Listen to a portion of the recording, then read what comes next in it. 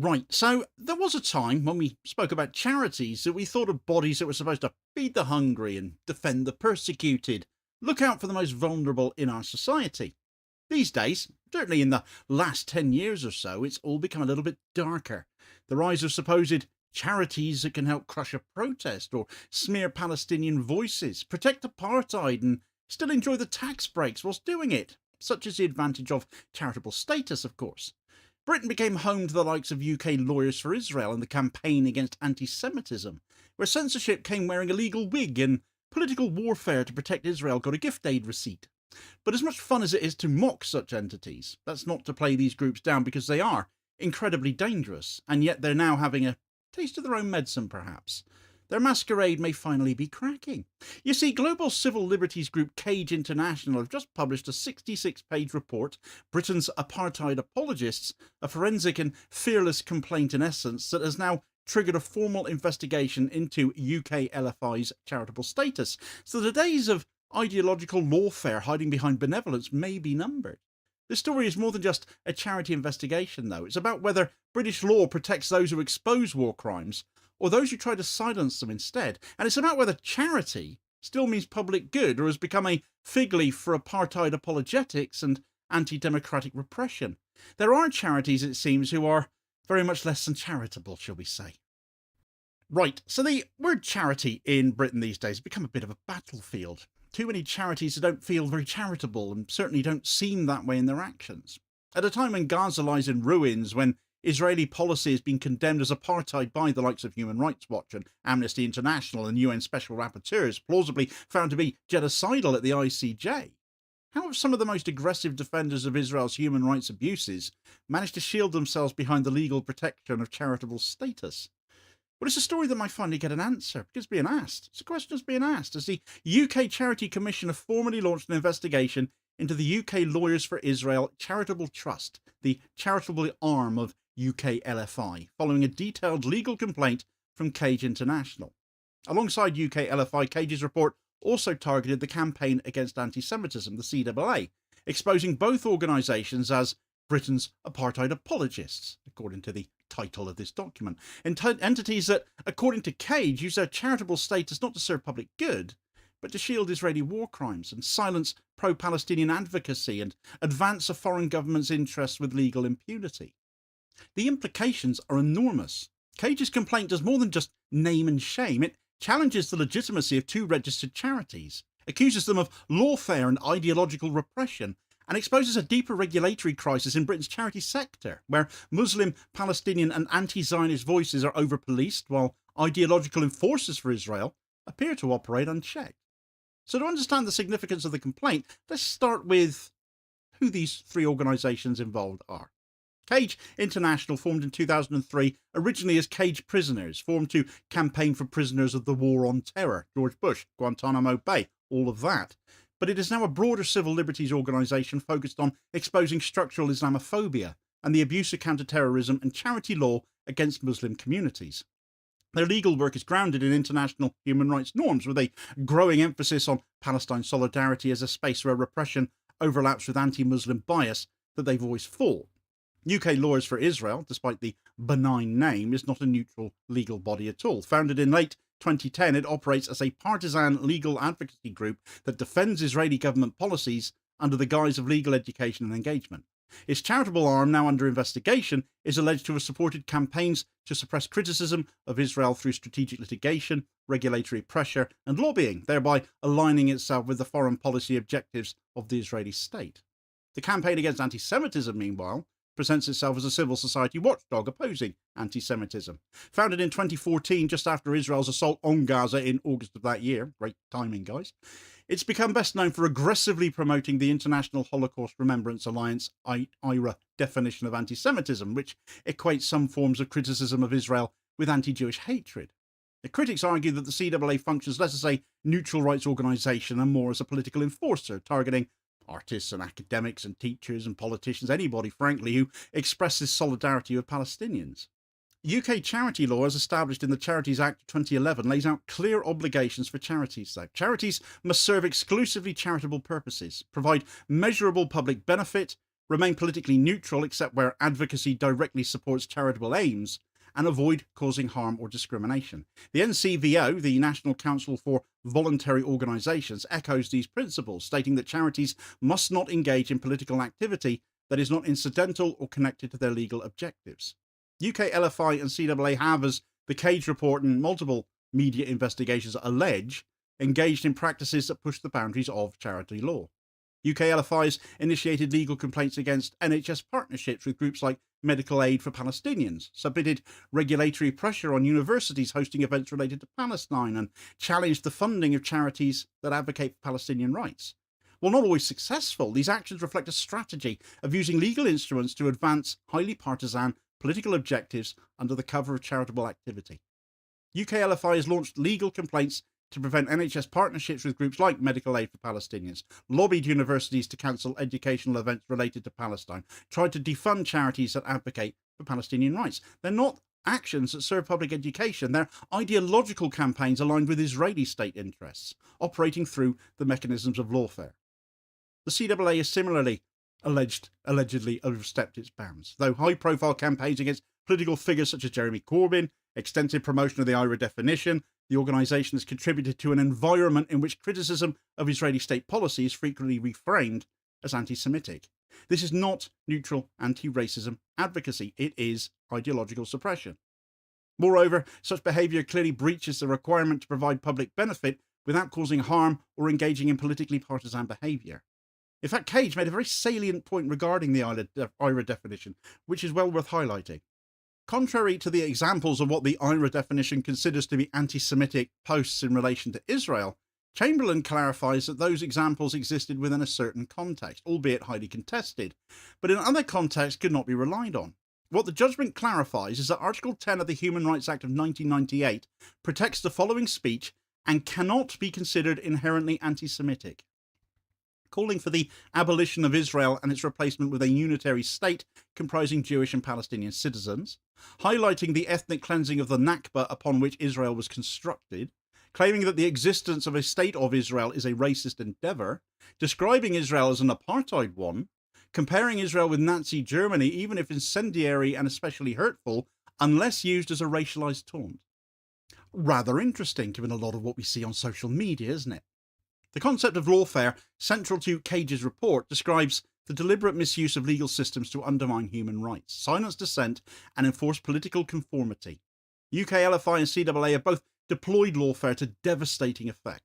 By weaponising complaints and exploiting institutional fear of reputational damage, they've effectively silenced debate. These tactics have had real-world consequences. For instance, UK LFI submitted a Freedom of Information request and lobbied NHS trusts in an attempt to pressure them into severing ties with Medical Aid for Palestinians, as aforementioned, raising alarmist claims about extremism. And whilst these attempts have not been confirmed as successful in achieving their goals, they reflect a broader strategy of regulatory harassment and reputational damage using false claims of extremism. Meanwhile, Palestine solidarity events at British universities have been targeted too. One striking example occurred at the University of Essex in 2017 when UK LFI sent a legal warning to university officials suggesting that a planned panel discussion featuring Palestinian academics could breach anti-terror laws, violating the prevent duty, as they had put it. And while the university ultimately allowed the event to proceed after review, the intervention created a chilling effect and exemplified how legal intimidation can deter institutions from engaging with Palestinian perspectives. CAA's lawfare tactics have contributed to a climate where criticism of Israeli policy is frequently framed as anti-Semitic. Its promotion of the IRA definition, how they choose to interpret it, and public campaigning has helped normalise the conflation of political dissent with hate speech. This contributes to a broader culture of caution and suppression within public institutions. There have been wider concerns that the politicised application of the IRA definition has led to disproportionate scrutiny of educational discussions around Palestine. The Charity Commission's current investigation into UK LFI arrives after years in which equally contentious alleged misconduct from Muslim-led charities was met not with leniency at all, but with institutional overreach instead. Interpal, for example, endured 3 separate Charity Commission inquiries in 1996, 2003 and 2006 through to 2009, all ending in clearance, but they still lost bank access and reputation.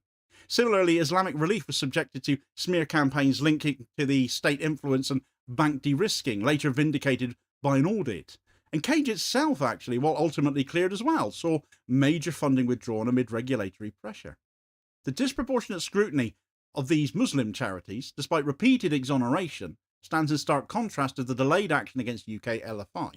This two-tier approach reinforces what Cage calls institutional Islamophobia, the view that Muslim-led civil society is inherently suspect, while Zionist-led repression is institutionally protected. CAA's own history with the Charity Commission further exposes this double standard. A complaint submitted in 2019 by Jewish Voice for Labour regarding CAA's overtly political campaigning was dismissed in 2024 after a prolonged and toothless inquiry.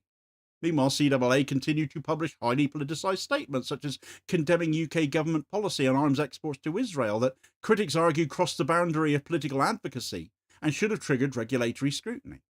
The regulator's silence on these violations, or alleged violations, undermines the credibility of charity law and public confidence in oversight. But perhaps the most damning charge in Cage's report is that both UK LFI and CAA are complicit in defending apartheid, ethnic cleansing and genocide. And this is not rhetorical hyperbole, it reflects mounting international legal consensus. The International Court of Justice's 2024 advisory opinion labelled Israel's occupation regime a system of racial segregation and apartheid, in breach of Article 3 of the International Convention on the Elimination of All Forms of Racial Discrimination. Bodies such as UN experts, Human Rights Watch, Amnesty International, Israeli NGOs themselves like B'Tselem have all articulated similar findings. UK LFI is documented as actively undermining these legal frameworks, including efforts to delegitimise the work of UN special rapporteurs such as Francesca Albanese, and to challenge the International Criminal Court's authority over Israeli war crimes. Similarly, the CAA routinely portrays references to apartheid or genocide as anti-Semitic slander, thereby conflating legitimate legal criticism with hate speech and chilling discourse around Israel's human rights violations. The cumulative effect of UK LFI and CAA's actions has been to contribute to an erosion of civil liberties in areas related to Palestinian advocacy. While direct causality is difficult to prove in specific cases, cultural organisations have reportedly avoided programming on Palestine due to fear of reputational damage or legal reprisal. Student societies have also described increased self-censorship. These developments reflect the chilling effect of lawfare-driven intimidation, even where no formal sanctions have occurred. The right to support Palestinian self-determination, oppose Israeli apartheid, or engage in boycott activism is increasingly under attack. Cultural organisations avoid programming on Palestine. Look at the BBC as a classic example of that, and the programming that they've refused to show. Students face disciplinary hearings. Academics and cultural figures have faced heightened scrutiny when addressing issues related to Palestine. Although claims of blacklisting or formal disciplinary actions require careful substantiation, the broader atmosphere has discouraged many from engaging with the topic publicly. This culture affair is deliberate. UK LFI and CAA are part of that. They do not merely respond to alleged instances of hate speech, they seek to proactively deter expression as well. This chilling effect corrodes not only public discourse, but the very foundation of democratic participation. It is particularly galling that Jewish anti-Zionist voices, such as those from Independent Jewish Voices or Jewish Voice for Labour, are also excluded. They are silenced not despite their Jewish identity, but because their dissent undermines the manufactured consensus that equates Judaism with Zionism. This erasure of internal dissent within the Jewish community is a hallmark of ideological enforcement, not anti-racism at all. Cage's report calls for decisive action. UK LFI and CAA must be deregistered unless they can prove full compliance with charity law, including the public benefit test and neutrality requirements. The Charity Commission should commission an independent review of its own practices, particularly its record of bias against Muslim charities. Legal reforms are needed to prohibit any charity from aligning with the interests of a foreign government known to be engaged in crimes against humanity. There must also be formal protection for political expression, including support for Palestinian liberation within educational and charitable spaces. Furthermore, the adoption of the IRA definition should be reversed. It is a politically compromised tool used to police dissent, not to protect Jews from racism. We need something better. It must be replaced by a definition that distinguishes between anti-Semitism and legitimate political criticism, and in no way can be conflating of the two. Charities defending apartheid, wherever it occurs, whoever they are, must be treated as violations of public trust. That includes pro-Israel groups operating in Britain under the guise of neutrality. The investigation into UK LFI and the case made against CAA as laid out by Cage must be seen as more than isolated complaints. They are a window into a deeper crisis, a legal and regulatory system that protects power over justice, censorship over freedom, and apartheid over equality. Cage's complaint has exposed the structural enablers of repression and challenged the ideological masquerade of charitable lawfare. The Charity Commission has a choice before it, therefore. It can enforce the law equally. It can uphold the principles of charity that it is supposed to do. It can defend civil liberties. Or it can continue to legitimize lawfare, censorship, and complicity in international crimes. All of this, of course, is set against the backdrop of Starmer's pledge to recognize a Palestinian state right now, but only conditionally upon Israel doing what he wants them to do, by an arbitrary measure, by his own viewpoint, come September. And already there are signs he might be walking back on this pledge, or at least having the door opened for him to do so, once more as a result of lawfare. So check out that story here as your recommended next watch. Please do also hit like, share, and subscribe if you haven't done so already, so as to ensure you don't miss out on all new daily content, sort of spreading the word and helping to support the channel at the same time, which is very much appreciated, holding power to account for ordinary working class people. I'll hopefully catch you on the next vid. Cheers, folks.